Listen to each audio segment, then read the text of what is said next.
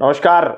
प्रयागराज का संगम तट जहां आस्था की लहरें करोड़ों श्रद्धालुओं को खींच लाती हैं, मंगलवार बुधवार की रात एक भयानक हादसे का गवाह बना। आधी रात के बाद जब श्रद्धालु यमुना और सरस्वती के त्रिवेणी संगम पर स्नान के लिए उमड़ रहे थे, तभी अचानक भगदड़ मच गई। चारों ओर अफरा तफरी का माहौल बन गया। चीख पुकार और दर्दनाक दृश्य ने लोगों के दिलों को दहला दिया। प्रशासन के लिए ये एक बड़ी चुनौती थी, लेकिन श्रद्धालुओं के लिए यह एक हादसा उनकी आस्था की परीक्षा बन गया। रात करीब 1:30 बजे संगम की ओर बढ़ रही भीड़ में हलचल शुरू हुई। अमृत स्नान के चलते कई पांटून पुल बंद कर दिए गए थे, जिसमें भीड़ की दिशा संगम की ओर ही मुड़ गई। बैरिकेड्स पर बढ़ते दबाव की वजह से कुछ लोग गिर पड़े और अफवाह फैल गई कि कुछ अनहोनी हो गई। देखते ही देखते भगदड़ मच गई। लोग अपनी जान बचाने के लिए इधर उधर भागने लगे, लेकिन रास्ते संकरे थे और प्रवेश व निकास एक ही रास्ते से था। इससे हालात और बिगड़ गए। मेडिकल कॉलेज में पहले 1400 पोस्टमार्टम के लिए लाए गए, बाद में और 100 एम्बुलेंस से अस्पताल पहुंचे, ऐसी खबरें हैं।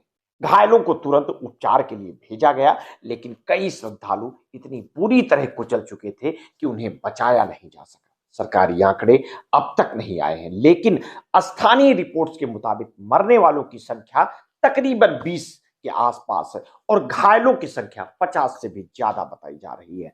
प्रधानमंत्री नरेंद्र मोदी ने हादसे पर दुख व्यक्त किया और मृतकों के परिजनों को सांत्वना दी। मुख्यमंत्री योगी आदित्यनाथ ने श्रद्धालुओं से संयम बरतने की अपील की है और कहा है कि गंगा हर जगह पवित्र है, इसलिए संगम पर ही स्नान करने की जिद ना करें। प्रशासन ने भीड़ को नियंत्रित करने के लिए प्रयागराज के आसपास के जिलों में श्रद्धालुओं को रोकने के निर्देश दिए हैं। सांसद राहुल गांधी ने इस हादसे के लिए सरकार की बदइंतजामी और वीआईपी कल्चर को जिम्मेदार ठहराया है। उनका आरोप है कि प्रशासन का ध्यान आम श्रद्धालुओं की सुरक्षा पर कम और खास लोगों की सुविधा पर ज्यादा था, जिससे व्यवस्था चरमरा गई। समाजवादी पार्टी प्रमुख अखिलेश यादव ने महाकुंभ की व्यवस्था सेना के हवाले करने की मांग की है, ताकि भविष्य में ऐसी हादसे ना हो। महाकुंभ में मौनी अमावस्या का स्नान सबसे महत्वपूर्ण होता है और इस दिन लाखों श्रद्धालु संगम में डुबकी लगाते हैं। अनुमान है कि इस बार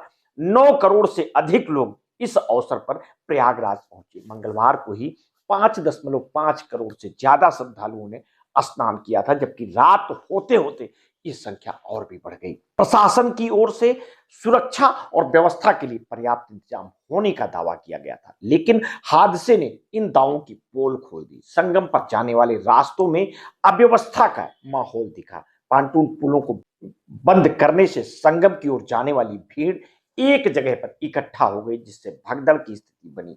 एंट्री और एग्जिट पॉइंट अलग अलग नहीं होने से स्थिति और भी गंभीर हो गई। जब भगदड़ मची तो लोगों के पास भागने का रास्ता नहीं था, जिससे कई श्रद्धालु एक दूसरे पर गिरते चले गए। हादसे के बाद प्रशासन ने तुरंत एनएसजी कमांडो तैनात कर दिए और संगम क्षेत्र में आम लोगों की एंट्री बंद कर दी गई। 70 से अधिक एम्बुलेंस मौके पर पहुंची और घायलों को अस्पताल पहुंचाने का काम शुरू हुआ। साथ ही प्रयागराज से सटे इलाकों में भी प्रशासन ने अलर्ट जारी कर दिया है, ताकि भीड़ को और बढ़ने से रोका जा सके।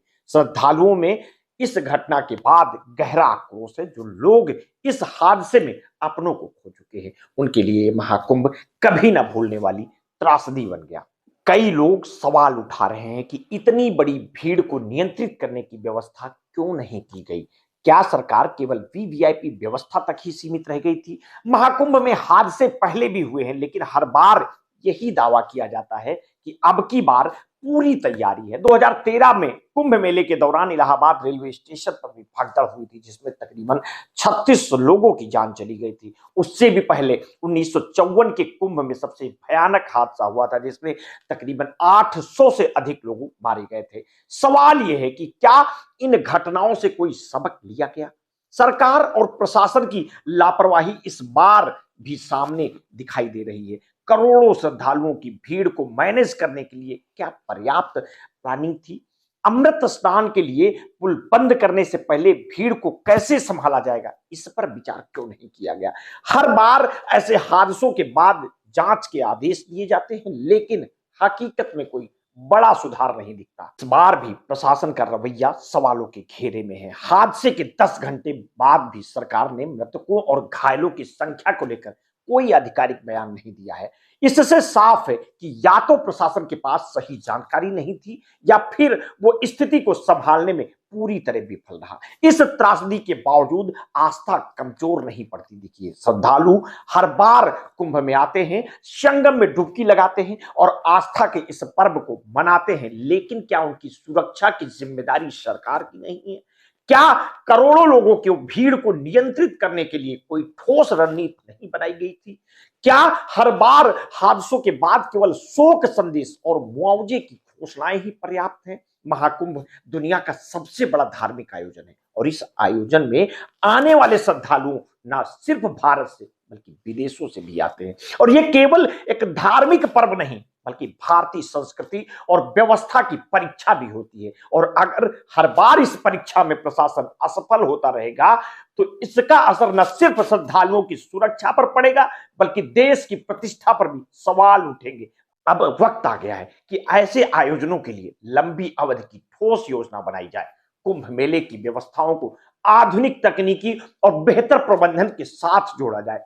भीड़ नियंत्रण के लिए वैज्ञानिक दृष्टिकोण को अपनाया जाए और ऐसे हादसों को पूरी तरह से रोका जाए। केवल श्रद्धालुओं से संयम बरतने की अपील करने से कुछ नहीं होगा। और जब तक कि सरकार अपनी जिम्मेदारी नहीं निभाएगी, महाकुंभ में आई इस त्रासदी से एक बार फिर वही सवाल पुराने खड़े होंगे जो हर बड़े धार्मिक आयोजनों में उठते हैं। क्या भीड़ प्रबंधन की कोई ठोस व्यवस्था कभी बनेगी? क्या सरकार सिर्फ हादसों के बाद संवेदनाएं प्रकट करती रहेंगी या फिर अब की बार कुछ ठोस कदम भी उठाए जाएंगे? मिलते हैं आगे की अपडेट के साथ। आपने अगर अभी तक हमारे इस चैनल को सब्सक्राइब नहीं किया तो तत्काल कर लीजिए। बेल आइकन दबाना बिल्कुल ना भूलिए। अपने स्वास्थ्य के प्रति सचेत रहिए, सजग रहिए, अपना ध्यान रखिए। बहुत बहुत धन्यवाद। साधुवाद।